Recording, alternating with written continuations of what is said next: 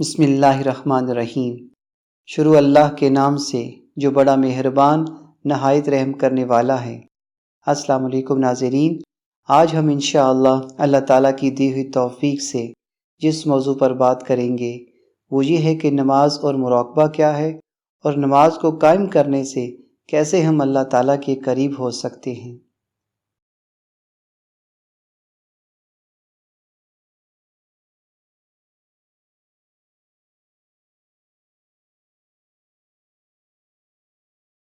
نماز اور مراقبہ۔ نماز انسان کے اندر اللہ کے سامنے موجود ہونے کا تصور بیدار کرتی ہے۔ قرآن حکیم میں نماز کو قائم کرنے کا حکم، نماز میں اللہ کے حضور حاضری، نماز سے پہلے مراقبہ کرنا، نماز کا جسمانی اور روحانی وظیفہ، نماز مومن کی معراج ہے، نماز اللہ کی بارگاہ سے حضور صلی اللہ علیہ وسلم کو تحفہ، نماز کے متعلق ارشاد نبوی صلی اللہ علیہ وسلم۔ مراقبہ۔ مراقبہ کسی مخصوص حالت میں بیٹھنے کا نام نہیں کہ اسی طرح بیٹھنا ہی مراقبہ کرنے کے لیے ضروری ہے۔ مراقبہ حقیقت میں ایک سوچ ہے، ایک طرز فکر کا نام ہے جس سے آپ نے اپنے اللہ سے ذہنی رابطہ قائم کرنا ہے۔ آپ کسی بھی حالت میں ہوں، کھڑے ہوں، بیٹھے ہوں، لیٹے ہوں یا سفر میں ہوں، نماز میں یا کسی بھی عبادت میں اصل چیز اللہ کی طرف متوجہ ہونے کا نام مراقبہ ہے۔ نماز اور مراقبہ۔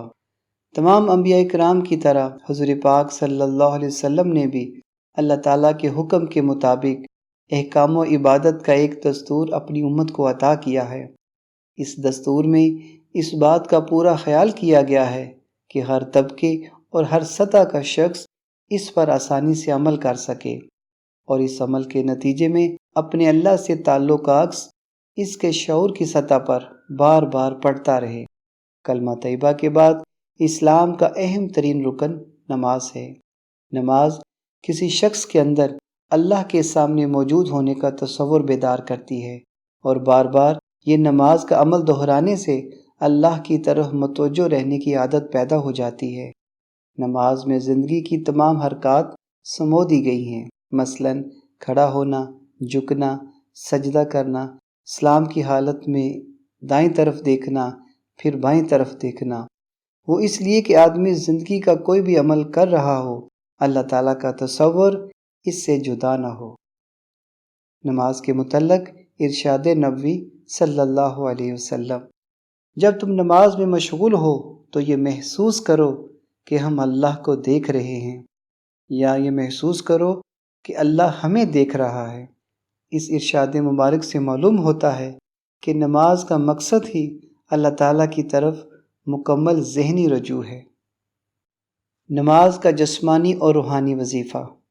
نماز محض جسمانی اعضاء کی حرکت اور مخصوص الفاظ دہرانے کا نام نہیں ہے۔ نماز میں قیام، رکوع و سجود اور تلاوت جسمانی وظیفہ ہے، اور رجوع الی اللہ یعنی اللہ کی طرف متوجہ ہونا روحانی وظیفہ ہے۔ نماز اپنے طریقے میں جسمانی اور ذہنی دونوں حرکات پر مشتمل ہے۔ جس طرح جسمانی اعمال ضروری ہیں، اسی طرح تصور و توجہ کا موجود ہونا بھی نماز کا ضروری حصہ ہے۔ ان دونوں اجزاء کو تمام تر توجہ سے پورا کرنا قیام صلاۃ ہے، جس کے بارے میں کہا گیا ہے کہ نماز قائم کرو۔ نماز قائم کرنے کا حکم۔ قرآن حکیم میں نماز پڑھنے کا کسی بھی جگہ نہیں فرمایا گیا، ہمیشہ یہی حکم ہوا کہ نماز کو قائم کرو۔ قائم کرنے سے مراد یعنی جسمانی اور ذہنی طور پر مکمل اپنے رب کی طرف رجوع کر کے نماز ادا کرو۔ نماز میں اللہ کے حضور حاضری۔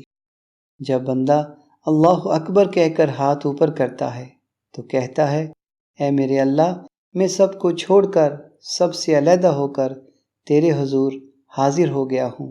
پھر اپنے آپ کو عاجز کر کے، ہاتھ باندھ کر، سر جھکا کر قیام کی حالت میں کھڑا ہو جاتا ہے اور اپنے مالک کی حمد و ثنا سے اپنے ذہن اور زبان کو پاکیزہ کرتا ہے۔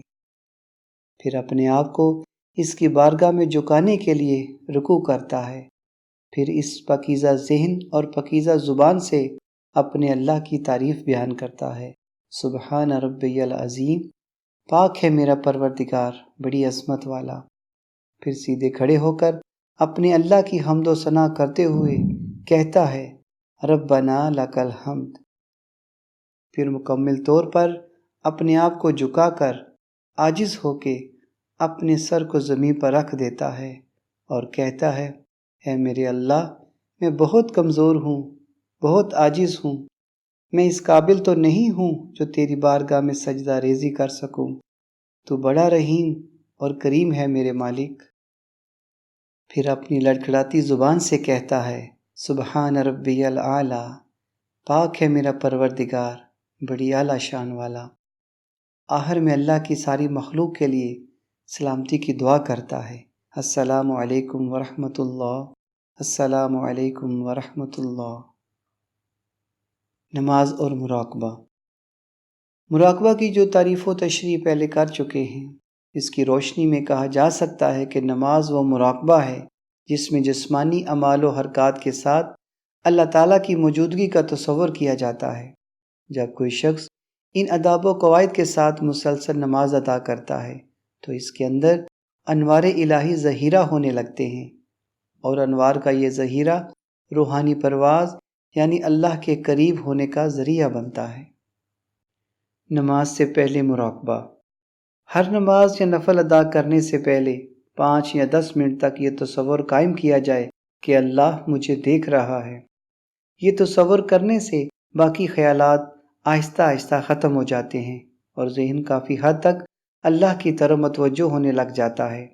جب کوئی بندہ اس کیفیت کے ساتھ نماز ادا کرتا ہے تو اس کے اوپر غیب یعنی باطن کی دنیا کے دروازے کھل جاتے ہیں اور نماز میں اسے اللہ کی قربت محسوس ہونے لگتی ہے۔ معراج کیا ہے؟ معراج دراصل ایک محب کی اپنے محبوب سے ملاقات کا نام ہے۔ شعوری اور لاشعوری طور پر اس ذات کبریا کے سامنے حاضر ہونے کا نام معراج ہے۔ معراج میں حضور پاک صلی اللہ علیہ وسلم نے اپنے اللہ سے ملاقات فرمائی اور اللہ کریم نے انہیں اپنے خاص نورانی جلووں سے نوازا۔ اس ملاقات میں آپ صلی اللہ علیہ وسلم کو نماز کا تحفہ عطا فرمایا گیا۔ اللہ رب العزت ارشاد فرماتے ہیں اے میرے محبوب صلی اللہ علیہ وسلم، آپ کو عرش پر بلا کر اپنے دیدار سے نوازا گیا۔ آپ کی عرش معلیٰ آنے کے طفیل آپ کی امت کو زمین پر بیٹھ کر ہی نماز کی حالت میں معراج کی دولت ملے گی، یعنی اسے اپنے دیدار کا شرف عطا کروں گا۔ الصلاۃ معراج المومنین، نماز مومنوں کی معراج ہے۔